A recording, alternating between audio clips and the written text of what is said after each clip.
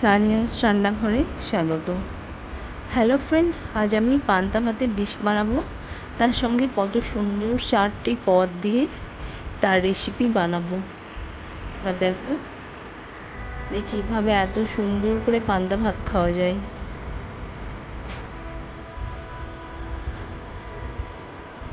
বেগুনটাকে একটু ধুয়ে তার মধ্যে কেটে তার মধ্যে কিছু রসুন আর লঙ্কাকে ভিতরে ঢুকিয়ে দেবে। তারপর ওটাকে একটু ভেঙে নেবে।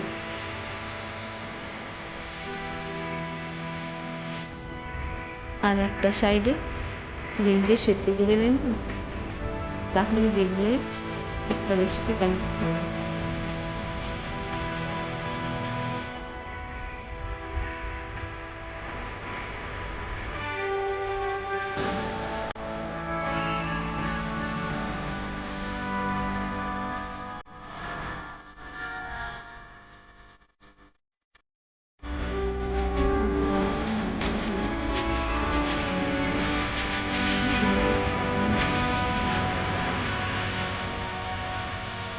উল্টে পাল্টে পুরো দিকটা এইভাবে পুড়িয়ে নেবে।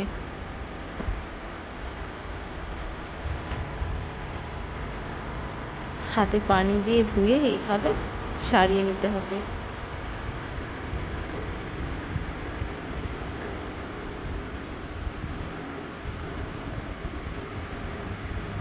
পেঁয়াজ কুচো, লবণ, জিরে, ডিম সিদ্ধ, ব্যাস। তার মধ্যে লঙ্কা তো আছে, লঙ্কা আরও লাগলে পরিমাণ মতো ওটা দিয়ে নেবে। বেগুনের এই ভর্তাটা অসাধারণ। পান্তা ভাতের সাথে এই ভর্তা খুবই মানায়।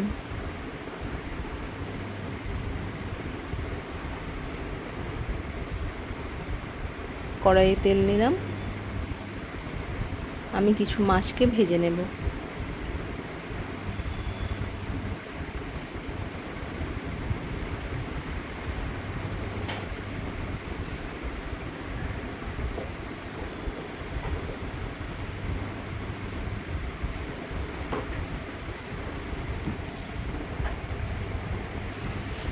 আলুকে লম্বা লম্বা করে কেটে নিয়েছি, ভালোভাবে ধুয়ে নিলাম।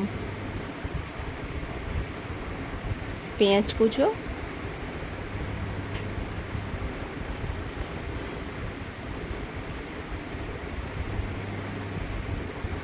কিছু লঙ্কা গুঁড়ো, লবণ, হলুদ গুঁড়ো, জিরে গুঁড়ো, ব্যাস। মিক্সচারটা এবার ভালোভাবে রেডি করো।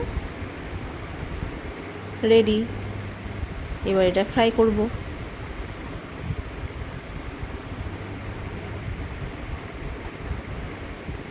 Fish fry ready.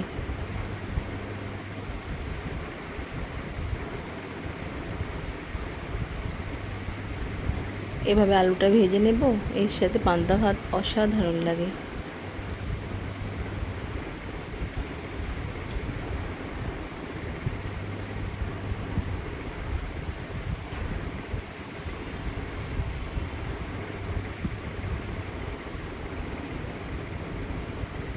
আলু ভাজা আমার হয়ে গেছে। বেগুনকে গোল গোল করে কেটে নেব। ওই বেগুনের মধ্যে নুন, হলুদ গুঁড়ো, জিরে গুঁড়ো, লঙ্কা গুঁড়ো, ধনে গুঁড়ো ছড়িয়ে দেব। তারপর বেগুনটাকে ভালোভাবে মাখিয়ে নেব। উল্টে পাল্টে দুটো দিক মাখাবো।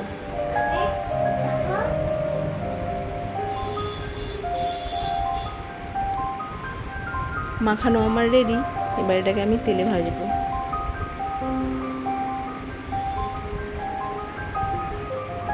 এইভাবে বেগুন ভাজা খুবই ভালো লাগে। একটা দিক হয়ে গেছে, ব্যাস। আর একটা দিকও হয়ে গেছে। এবার বেগুন ভাজাটা আমি তুলে নিলাম।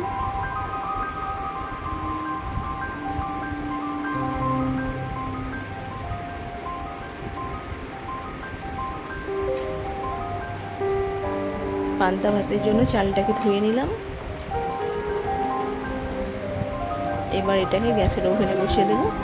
ভাত হয়ে গেছে, ভাতে জল ঢাললাম, লেবু দিলাম, দুটো লঙ্কা, ব্যাস। মাছ ভাজা, বেগুন ভাজা, ভর্তা, আলু ভাজা এর সাথে পান্তা ভাতের ডিশ কিন্তু অসাধারণ লাগে। তোমরা এইভাবে একবার পান্তা ভাত বানিয়ে দেখো, অসাধারণ।